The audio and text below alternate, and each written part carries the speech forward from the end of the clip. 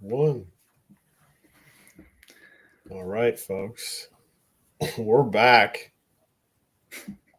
We're back. We're so back. We're so back. We've never not been backer than we've been right now.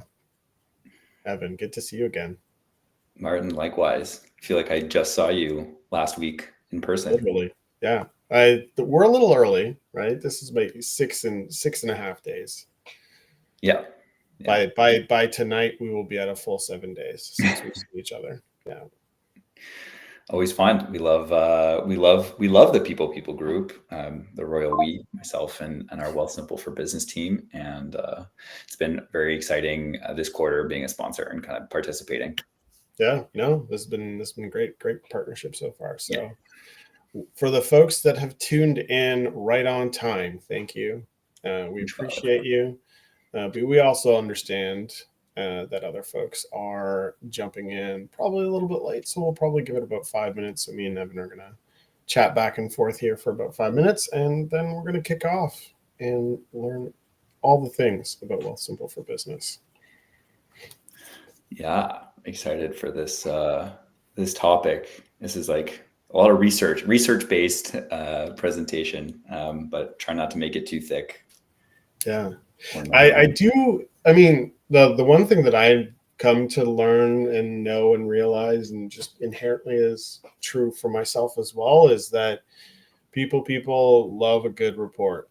Like they love data. Like everybody's always been like data driven decisions. You've gotta everything's data driven, and so when we can get our hands on data, it's great. So I'm sure they greatly appreciate it.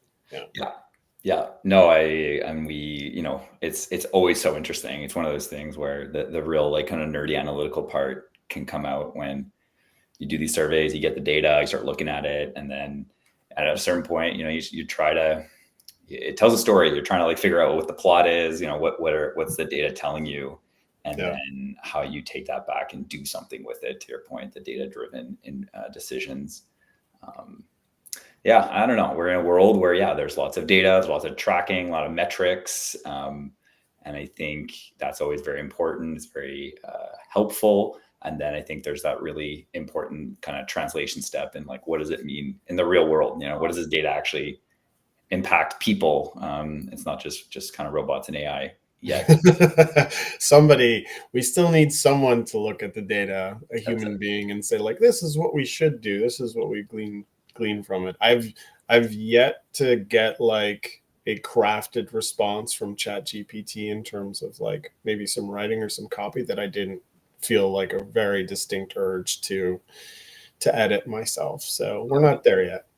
No, we're not. It's I will say it's a big push, the AI adoption. Not that this chat is about that, but AI adoption for sure. Wealthsimple, we're taking it pretty seriously. It is more and more a priority, and I don't know. It's hard. It's interesting to see all the ways people are already using it. Could use it, will use it, but then the very kind of acknowledged limitation. Yeah, I made the analogy yesterday of somebody sent out, I forget which company it was, but their CEO sent out like a similar thing to like what Toby had pushed out. But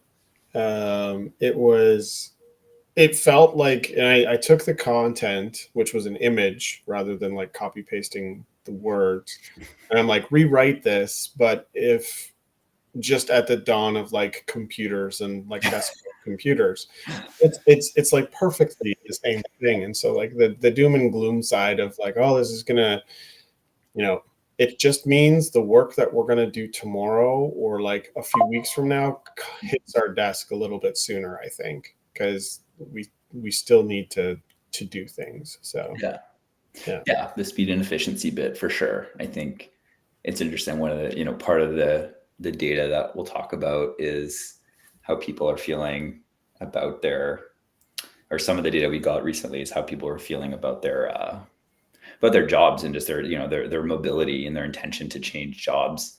And someone on our people team kind of raised that idea that even just, the fear or like the perceived fear of AI and automation is maybe encouraging people to stay put, to, learn and adopt and kind of maybe practice their AI skills in their current roles, as opposed to like going into market where now companies are maybe looking for like AI hard skills, technical skills. And I thought that was kind of funny. I was like, I didn't really think about it in terms of like AI influencing talent mobility, or like the want to stay or move. Yeah, no, I could double click on that, but that's a very interesting topic, but not what we're here to learn.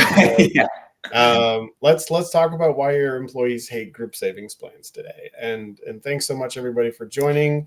One housekeeping thing is, if you want to interact with us and chat in LinkedIn or YouTube or wherever you're watching this on, just use the comments. Those comments will come in and I will keep an eye on them. So I'll make sure to ask the questions when they do come up. Evan, any preference on, do you want folks to just jump in with questions, or do you want folks to save it till the end? I love a good interactive session. And so we'll do our best. I think, sort of 4 main points to make. So I'll kind of pause, and even with like any sort of delay or lag, hopefully we can get a few questions, and I'm happy to answer them. Sounds good. Awesome. Yeah. So, if you want to comment, or if you do have any questions, just chime in on the chat there. And let's give this a go. Yeah. Yeah. Awesome. I'm in control of the slides, which I love. I promise this is not going to be a very lengthy or numerous slide. I'm not going to be reading from slides. But yeah, here to talk about why your employees, I want to include, might hate your group savings plans. Obviously, there's a broad spectrum.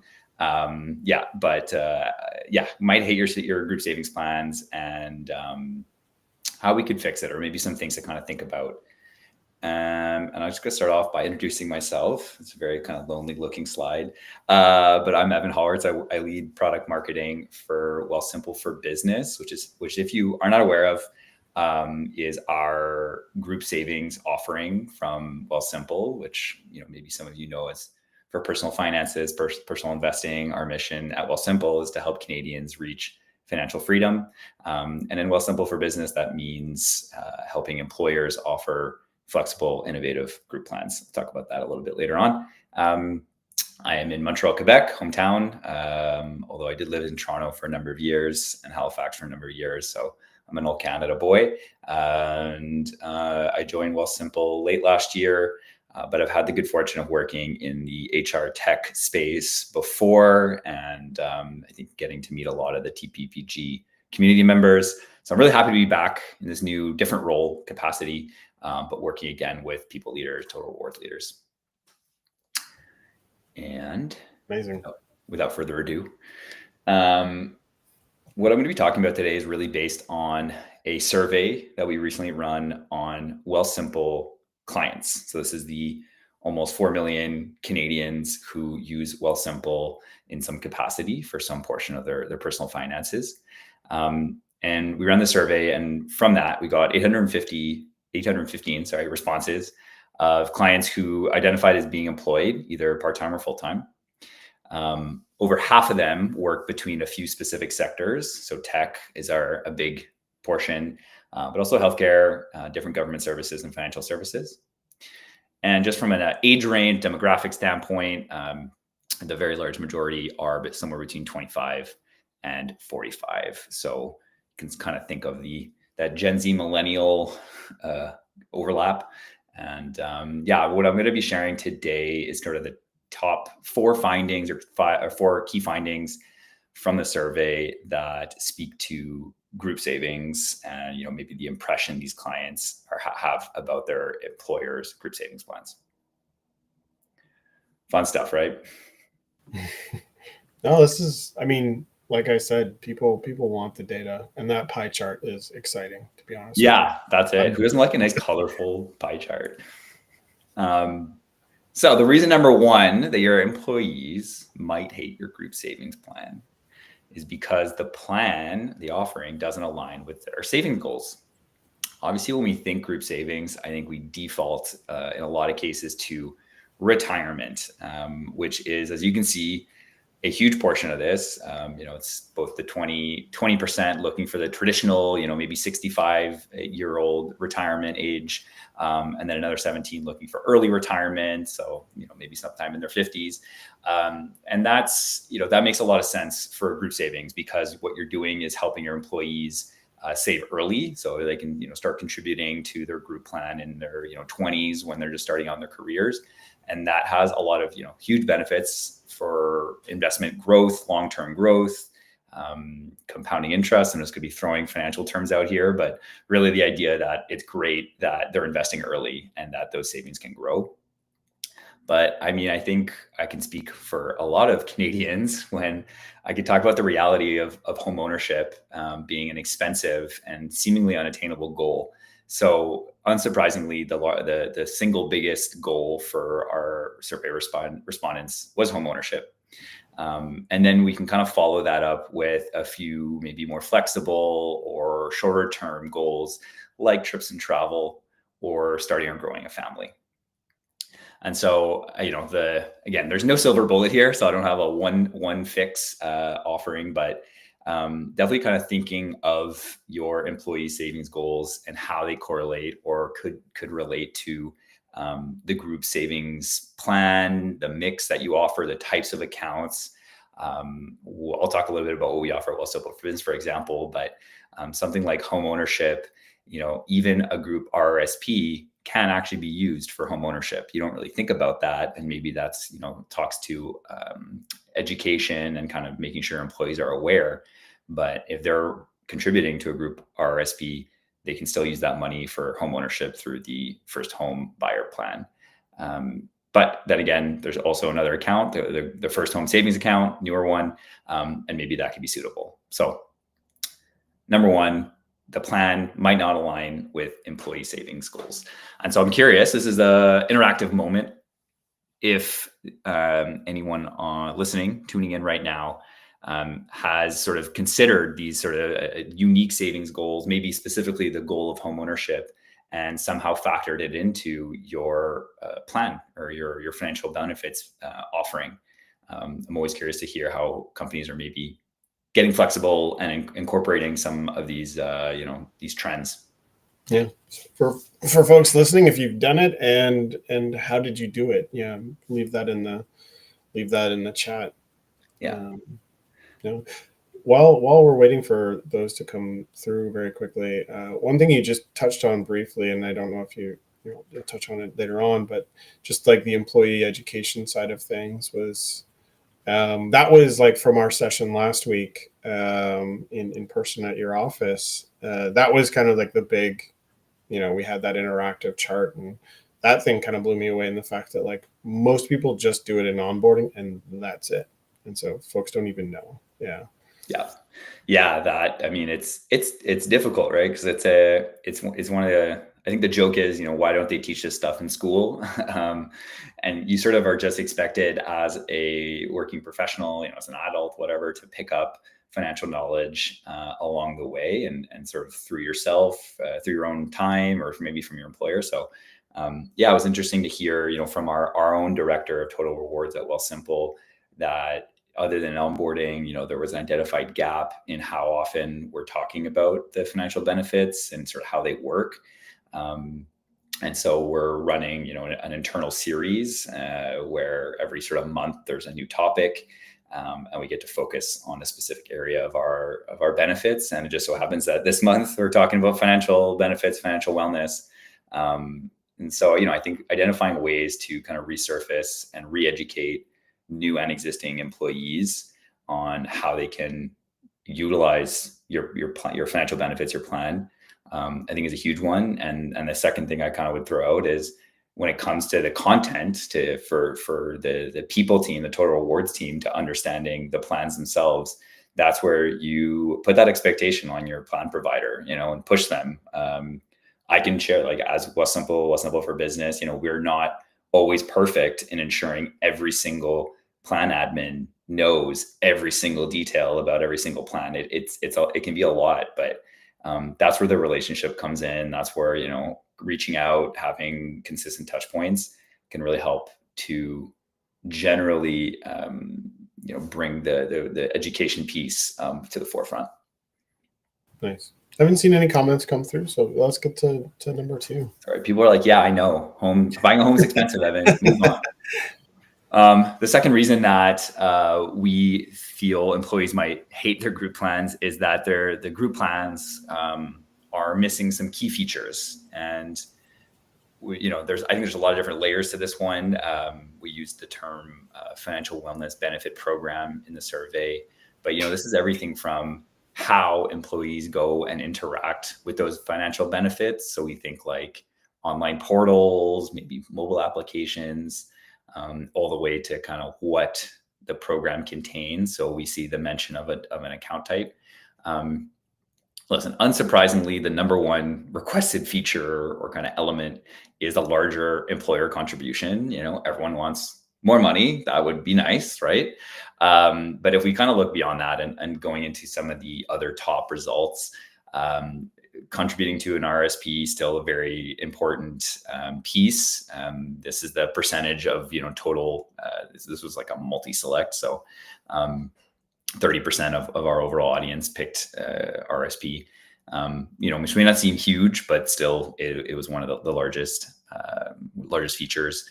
And then the next three, I think really speak to the plan member experience, the employee experience when they're interacting with their financial wellness benefits and the offerings. So a nice user experience, the different investment options. And I would even go so far as to saying understanding those investment options. I think given this laundry list of, maybe some kind of funds, if they don't understand, your employees don't understand what they're looking at, then it's not that helpful if they have a lot of options. So understanding those options. And then last but not least, the ease of accessing that information, the performance, what they invested in and how it's doing. So this, it's kind of unique, but I think definitely speaks to just the idea of let's make that interaction, that experience, that user experience when using your financial benefits the best it possibly can be. And usually there's knock-on effects to adoption and contribution max out and things like that. When it's a good experience, people want to go and interact with that. So yeah, I think I guess my simple question here, but does this resonate with the audience? Would you want a better intuitive user experience for your financial wellness program? I think it's no secret that Wealthsimple prides itself on a great digital experience and really trying to lean into that. And so it's always encouraging to see that reflected back in survey responses and kind of what people are looking for. So trying to make it easy, trying to make it seamless, self-directed, online, everything kind of very fast and seamless. But of course, still have the sort of support and service when you need it. Yeah.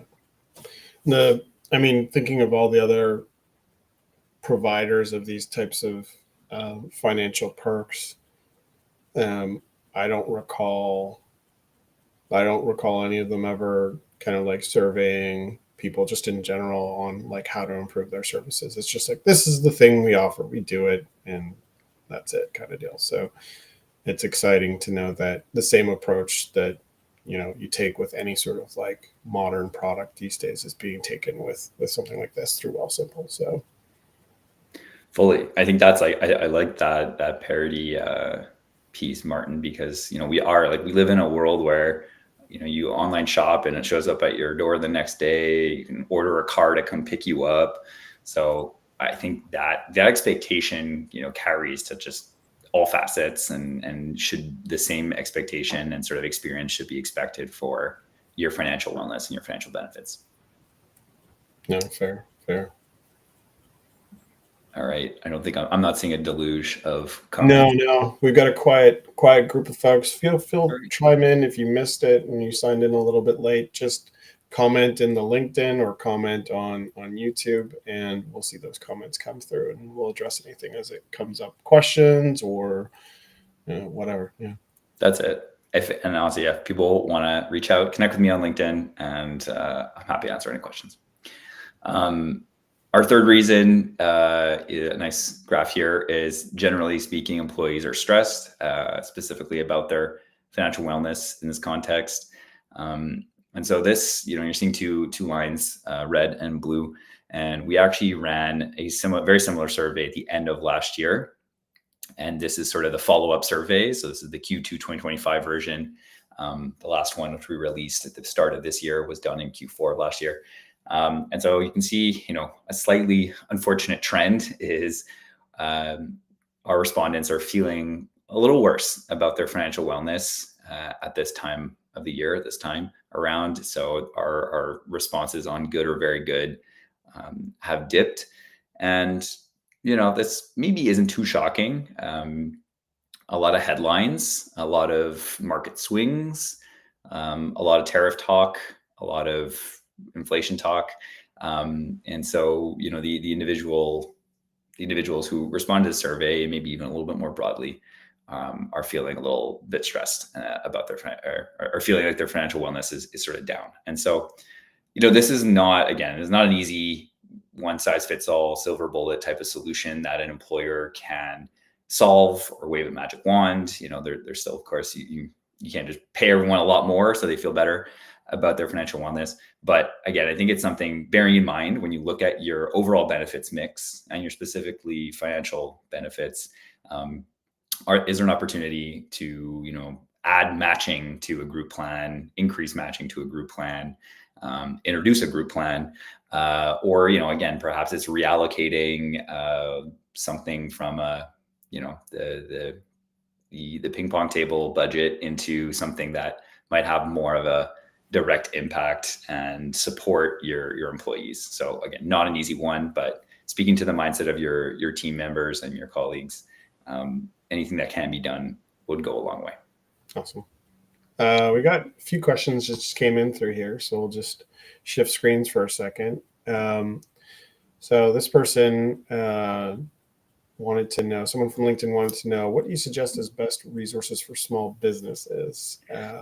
Yeah, I would interpret that question because it's a little vague. So feel free to throw another comment just to provide a little bit more clarity. Yeah. But I think just more broadly, you're a small business, maybe you don't think this is possible for your employee base because you see it as something that you would offer a larger employee base. How would you, what's your take on that, Evan? Yeah, it's good. It's a great question. And obviously, small businesses, backbone of our economy, very important to try and support. I guess specifically speaking to, financial wellness, group plans, maybe for small businesses, we do work, of course, with small businesses, and in particular, even if you may not have the budget, the capital to offer a match. So that is to say that if an employee puts money in, you'll match that and add more in. What we see is even with non-matching group plans, we still see about 40-ish% employee adoption. So which is to say that as an employer, as a small business, you can set up a group plan, offer to your employees completely free, and they can elect to put some of their they can elect to contribute, put some of their paycheck into their group plan. And you don't have to match that. You don't have to put in a matching amount for it to really matter or make an impact. I think your employees can even just benefit from the fact that the contributions to those plans are made automatically right off their paycheck. They don't have to think about it. They don't have to get the money and then make a choice. It's just done for them. We still see that as being really impactful. So even a small business, go ahead, set up a group plan. You don't have to match it. It doesn't have to cost you anything. It can have a huge impact on your employees, financial wellness. Right. It looks like they expanded a bit, but I feel like you kind of covered it. So, with smaller budgets, give bigger benefits package. How can you help with navigating those dynamics? Yeah.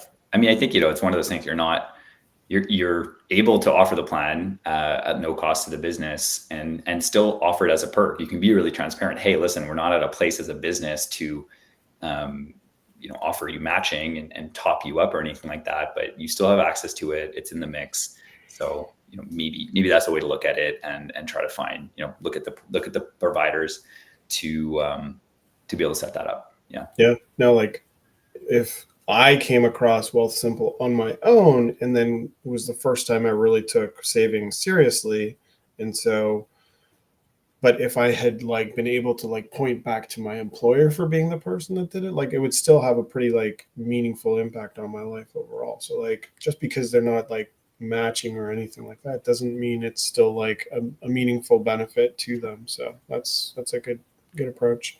Got one other question here, and then we'll probably switch back to the presentation. But Chantel was wondering about a DPSB. I don't even know what that is. So Yeah.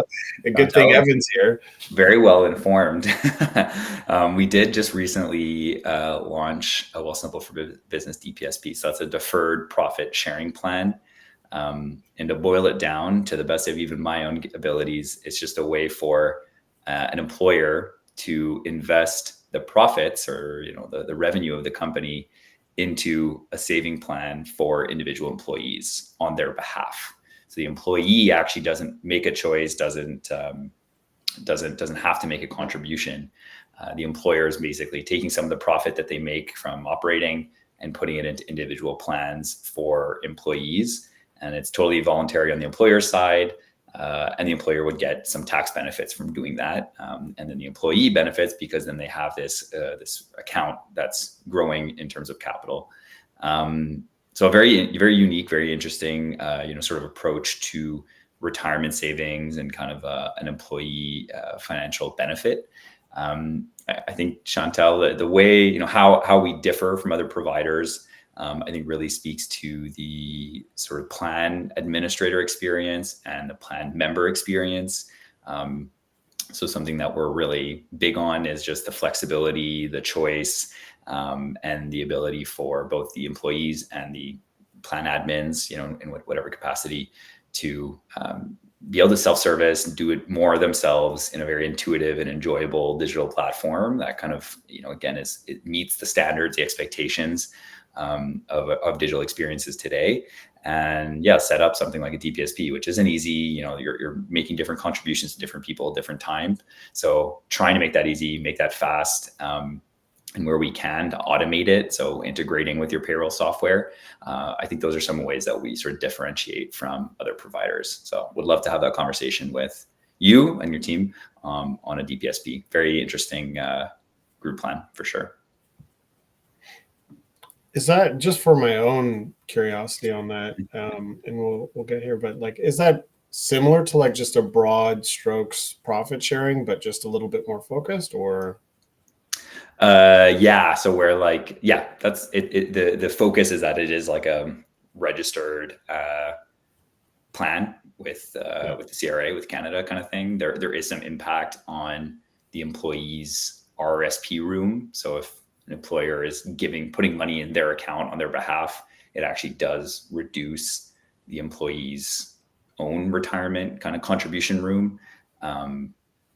But so it's more about I think that, unique to the DPSP. And again, I'm not an accountant or anything, but unique to DPSP, as far as I understand, it's the tax benefits, the tax implications. Yeah. Okay. Yeah. All right.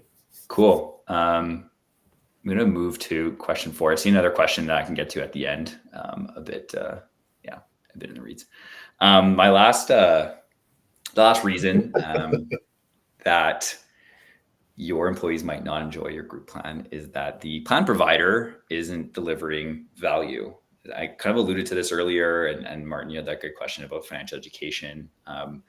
So when we look at our survey responses, we sort of see, I think of this as kind of like playing the middle. So excited to see that, yes, there is satisfaction on the left-hand side with the financial benefits provider. And we say provider here, just to be clear, we are talking like the financial institutions. So we have the Sun Lifes, the Manulifes, the Canada Lifes.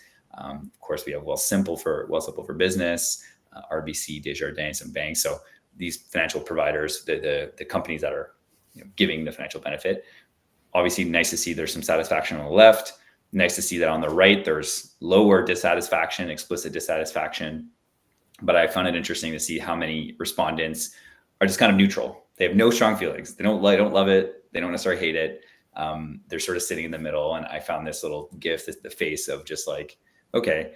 And so I think that, again, what this sort of speaks to is the fact that that provider isn't delivering enough value for the respondents to say, yeah, I actually do like working with this company. I'm glad our group savings are with this company.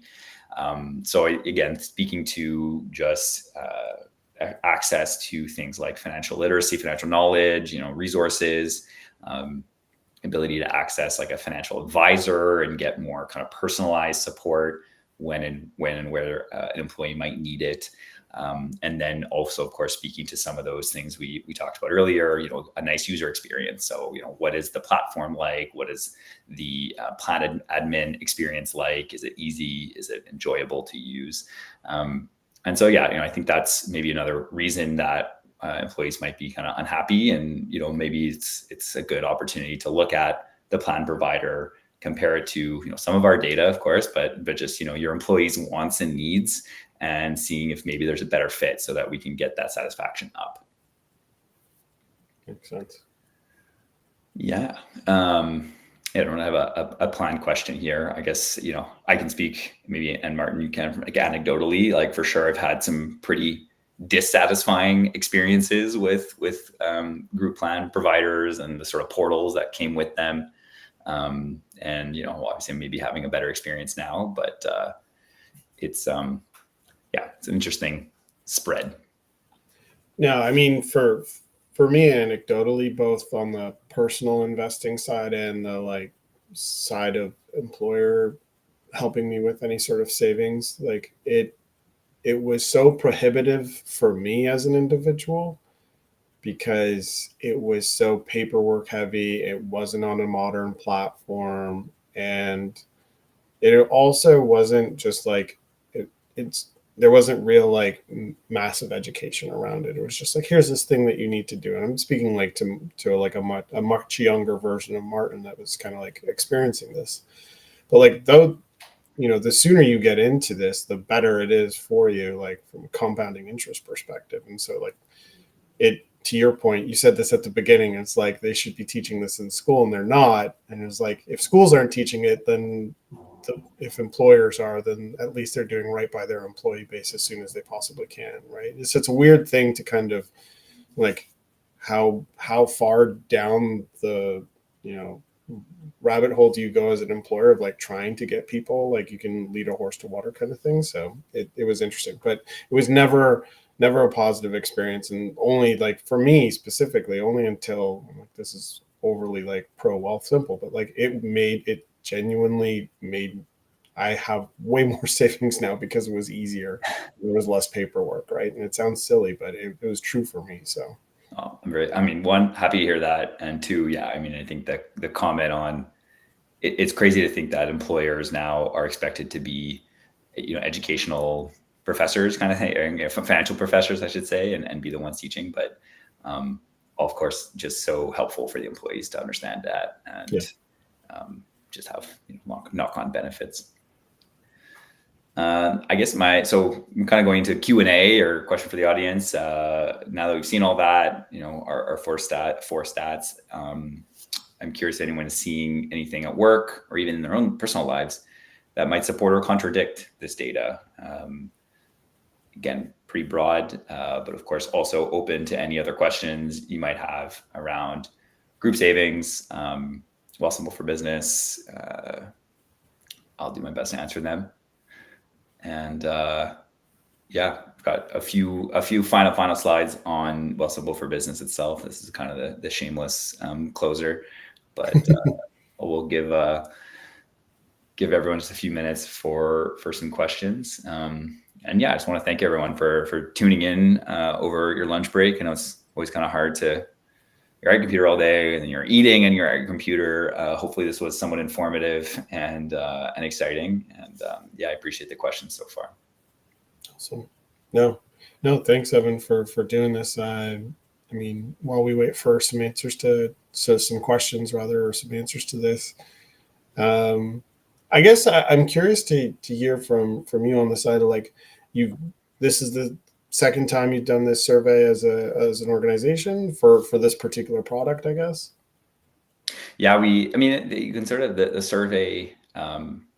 We ask questions that are broad. We try to be broad on just individual financial wellness, and then we do have a line of questioning on financial benefits and their feelings on providers. So we get an interesting sort of set where we see a little bit of just their personal feelings and perspective on financial wellness, and then the impact or kind of relationship they have with their employers as a result. And I guess the thought or the curiosity that I have is, so when you as a product manager get this data back, like it doesn't feel necessarily as simple as like, oh, it looks like, most people are saving up for a house and some people are saving up to start families. And then you're just like, okay, we're just going to go to market and we're going to build a product around this, or we're going to build our product to support those data points. Like, how do you look at it from, okay, the more people add survey data, the better that you're making product decisions in an informed way based on your users. But like, how much thought goes into it, or how much, like, what's the behind the scenes on that from our perspective? Like, you've got all this data, like, what are you doing with it now, I guess? Yeah, no, I appreciate that question for sure. It's kind of like the so what. You get all the data and you're like, all right, so what? Like, what do we do next?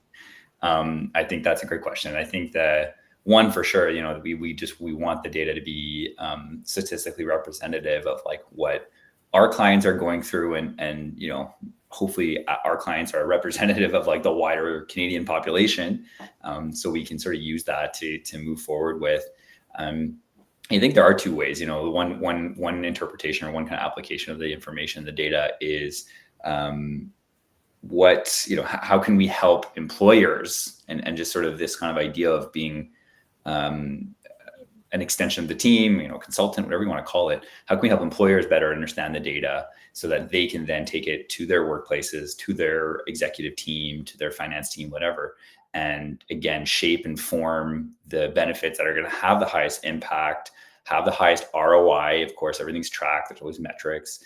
Have the highest adoption, usage, whatever sort of metrics you want to look at. So I think of it as, we're kind of like we triage it. We get the data, we do the survey, get the data, try to make sense of it, and then we want to bring it to employers. And so in a very kind of digestible and understandable fashion, so that they can use it for their own business operations and to kind of optimize things.